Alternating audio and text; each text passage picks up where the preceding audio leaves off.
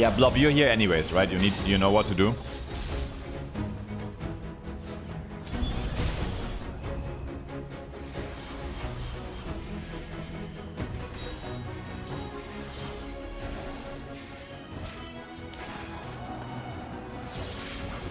Kazaki.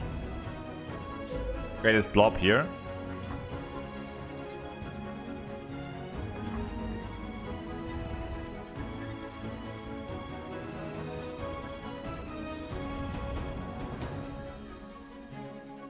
He was in the chat, I saw him, dude.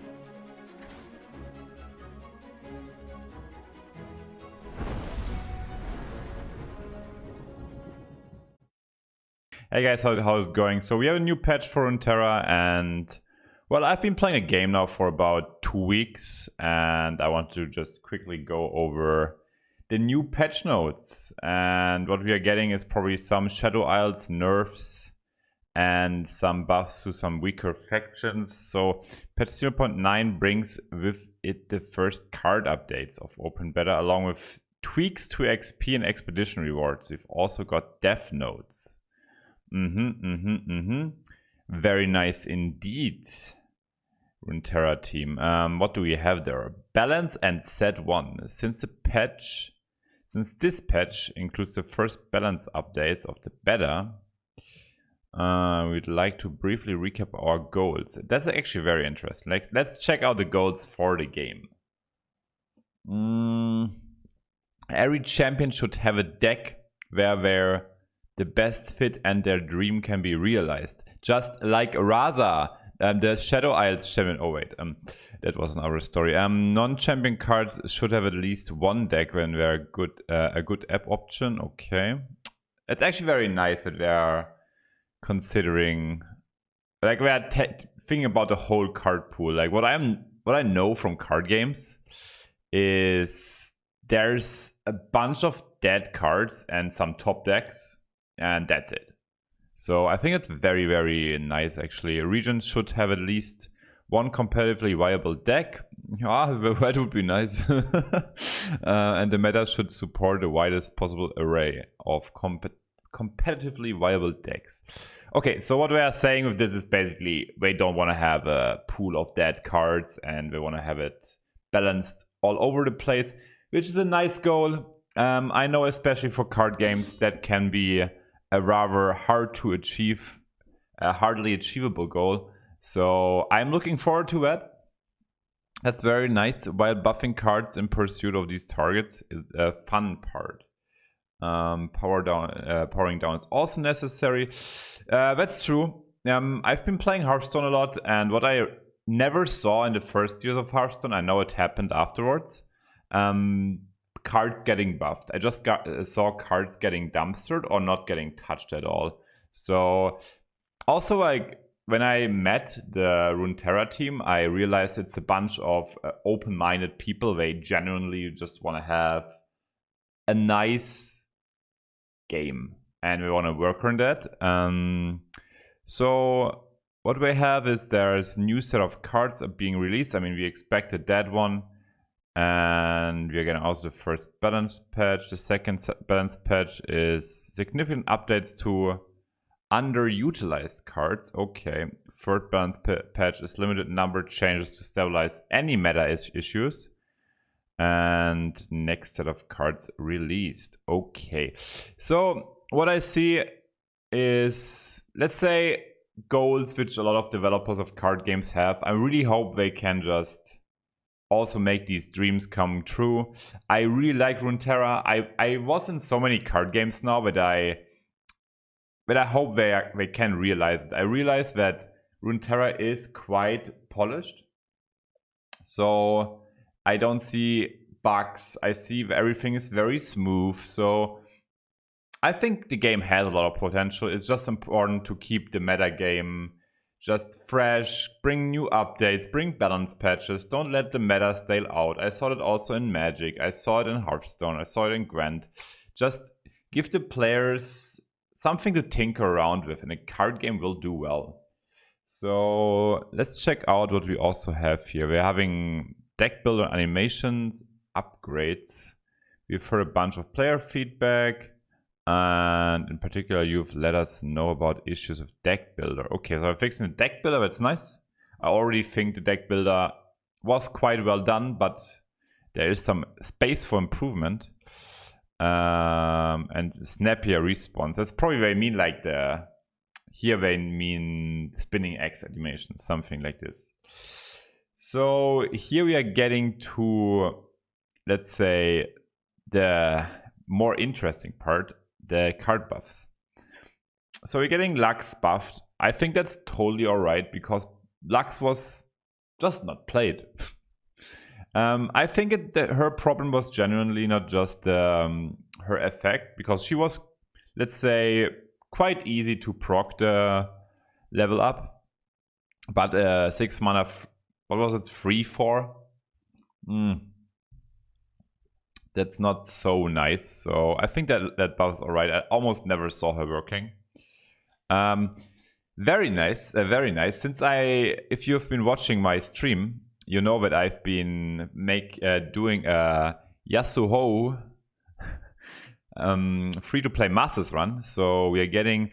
That's actually exactly the adjustment I suggested, that we are tuning down the number of stuns and recalls by 1. So pretty spot on. I like that one. I think Yasuo was a bit too weak. And... let's say it like this. I can understand that he was made that weak because I can see this guy being problematic for the meta. If you make Yasuo too strong with these stuns and recalls, he will be super oppressive in the meta, and that will be not nice to play. So I guess 5 units are alright. I think Yasuo is a super powerful card in the right deck, so... let's check that one out. I mean, I'm also going to play the deck a bunch more. So, back to 6 mana. That's totally alright. Also for draft. 5 mana was just too cheap for that card. I agree. And 6 mana is very nice. I also like seeing that they're doing very minor buffs and also minor nerfs. Because what I'm used to from card games is... I see one card being super strong in the meta, and afterwards, it doesn't exist anymore. It's just gone. So it's also nice to see that, these small adjustments. Arena Battlecaster. Haven't really seen that guy in any decks. Maybe with the... like, it's actually quite a big deal, the health adjustment from 1 to 2 health. It's one of the adjustments which is one of the more important ones, because you have Shadow Isles with Wild Feast. You have these 1 damage removals with Withering Whale, so he might actually see some play now. I would actually maybe play him even in my Draven Jinx deck. And there are even some archers who pinged him off. Crimson Curator. It's interesting because he's part of the currently probably worst deck, something with Vladimir. And making him 3 health is also like these... let's say the health adjustments in the, let's say, cheaper cost pool, they are pretty huge, especially if you have an effect like his, where you get cards. So, yeah, 3 mana, 3/3, that makes him a lot stronger. I don't know if that makes Vladimir playable, but I'm interested. Yeah, he maybe needs a bit more health, but... we will see. Everyone's favorite card. If you see that card, you probably get some anger triggers. It's Deny. I talked about that card a lot also on stream. It's just that the card is doing too much for its cost. I think 4 cost will tune it down quite a lot. Because what is the problem with Deny? If you make it 3 cost as well, since spell mana is such a big thing in Runeterra, is... you can just skip the first 2 turns when you have a full bench with spell mana, and you get a lot of, let's say, versatility in the early game. Someone wants to kill your carry. You can just play the carry on 4 like Yasuo and then Deny. That is quite a big nerf. So what we also saw is we just saw Shadow Isles decks who basically just played Shadow Isles, but they just included some Ionia cards like Deny. And that was it. That's how strong the card was. I think it's a problematic card for a card game anyways. If you know Magic and such games, there are also counter spells. I never liked these mechanics. I think it's super unfun to play against them. Should there be counterplay available? Yes. Should it be as oppressive as Deny? No. So I like to see a little bit of a nerf there. It's actually quite a big nerf, I think. And what is next? The Mentor, our friend. We also call him the elusive buffer. Yeah, I think he was definitely too strong. And especially with the curve options you have with elusives, that card was just an auto-include in every Ionia deck. And you give an ally and hand +1/+0. And we give him health. So the stats stay around the same, but you cannot make your carry as strong anymore. I like that. It makes him quite a bit weaker, quite a lot weaker. Because if you get him back to hand, yeah, the card will not get buffed in health anymore. And I guess you can buff Sad with it, quick strike units in general like Sad and Yasuo, but taking away health is a big deal. Although I like we're at least giving him some stat adjustment. Here is something I really like to see. Like we're actually having that in mind, that we're nerfing the effect, but we're also buffing his stats a little bit. So we're giving him something back. And that is super important to not just dumpster cards. So very good one. I like this. Nice job. Jeweled Protector. That card basically never saw play. We are giving him a little bit more power. He's also a dangerous card. And with the hand buffing, because he can make elusive super strong. What's nice about it is, though, it's more a mid-game card. So it's not like the Mentor where you just jam in on 1 and get him back on 2 and buff again. And when you have like 2 buffed elusives, which just go straight up face. It's more of a mid-game option. In the mid-game, you get more answers available. You can maybe control the elusives more. So I don't mind that buff. I think it's also important to give mid-game units some love and not just look at the current meta game, the early game. They just want to give us some fresh new options. I like that one. I don't mind that buff. And let's see. We have the Kinku Lifeblade, nerfing the health of it. Yeah, that is an interesting one. I think Lifeblade is a problematic card. With tuning it down to 2 health, yeah, it becomes quite weaker. I'm not so sure about this nerf. I guess they're also having the Protector in mind. I can see what's problematic with this. Because the elusive and lifesteal, that is a mechanic which overall is just very dangerous. Maybe we don't want to see it around that much because you have seen the elusive decks, you have seen them around, and you're just about to win the game, and when a buffed Lifeblade comes around, and with the Mentor buff, it already gets quite weaker, that card. And maybe you see a bit more of a mid-game deck with the Protector. I just think the problem about elusives and elusive carries it's that it's not very spectacular. It's very just you play your elusive, you go face, they have the answer or not, which is a bit boring in my opinion. So it's not the most interesting gameplay you get there with the elusives. Like the games I had against elusives, just like, yeah, it's turn 4, he draw the Mentors and 2 elusives, and I don't really have the removal. So yeah, it's one of the I'm kind of like in the middle with this nerf, but I don't love the card so much anyways. So next up, Commander Lidros. We call him also the infinite value machine. And what do we say about Commander Lidros? Is an extremely powerful game-ending bomb. Never realized that one. Excellent stabilization and close out potential for aggro decks. Overall, Lidros was a bit too good at undoing whatever previously happened in the game. Oh, that's actually great. A card that does so much should incur a higher opportunity cost. Too strong. So I'm generally just saying he's too strong. Cost from 8 to 9, power from 8 to 9. Old text play, cut the enemy hexes health in half. Cut the enemy's nexus health in half. Rounded up. Huh? Did it not already round it up? I guess it's just a text adjustment. So I just made them more expensive. Yeah, honestly, what we have to like, what I also want to talk about here is like, the more the meta is tuning or getting into one direction, the less I saw that card being as effective as in the beginning, because I played also some other decks.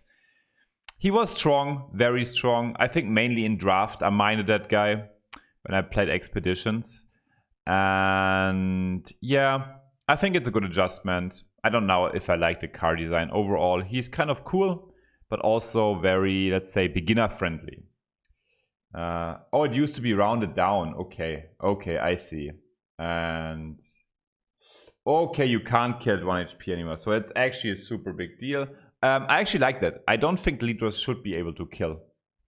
That's not how it should be. He should be a bomb, which like, yeah, gives you a nice tempo swing, but not wins you the game. Oh, my favorite card. They're really nerfing that. Guys. It's just a text chat. I told you, chat.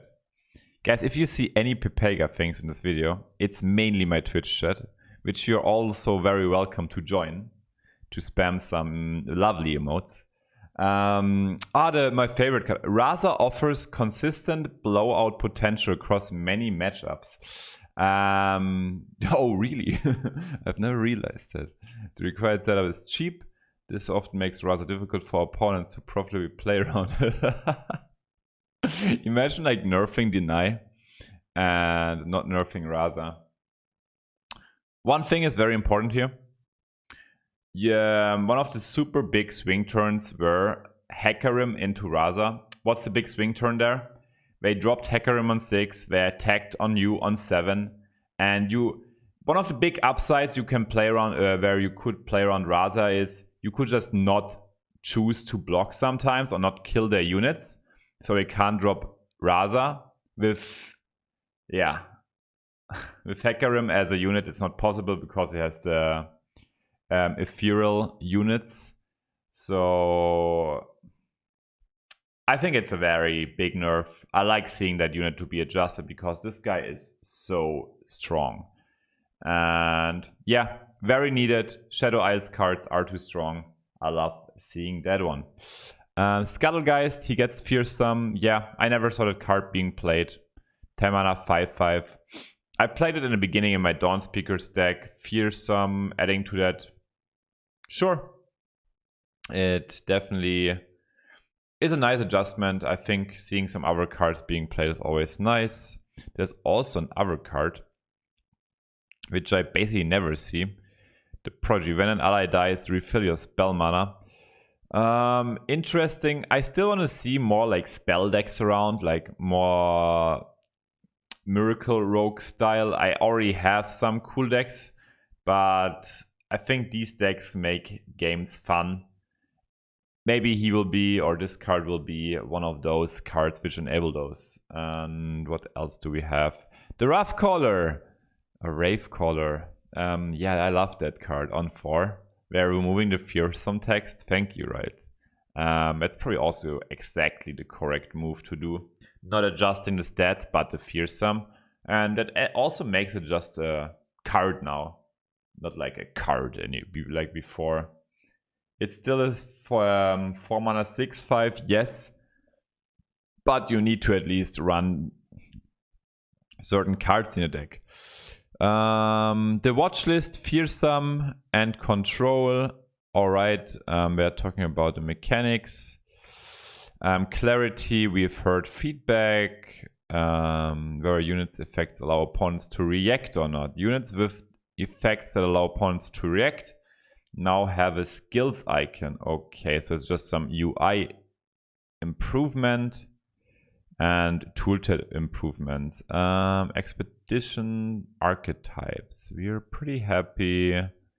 Okay, so this is about we are like changing up the packs you can get, so that changes up. Expeditions and XP rewards, we're reducing it. Okay.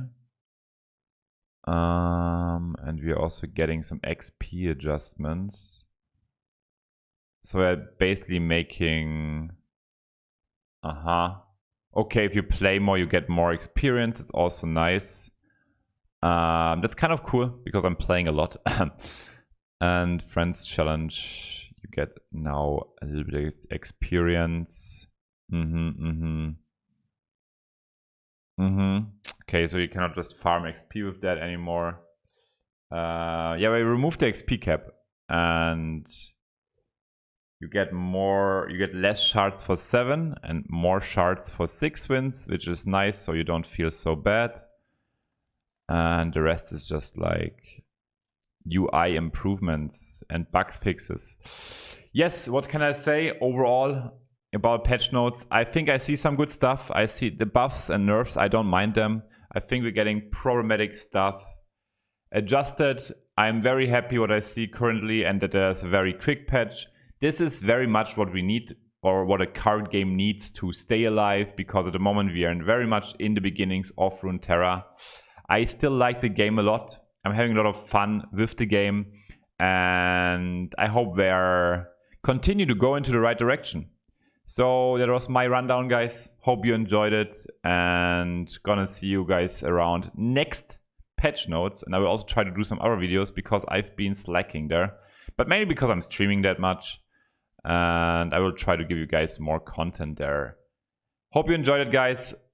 Check out the stream if you want to, and drop a thumbs up. See you next time.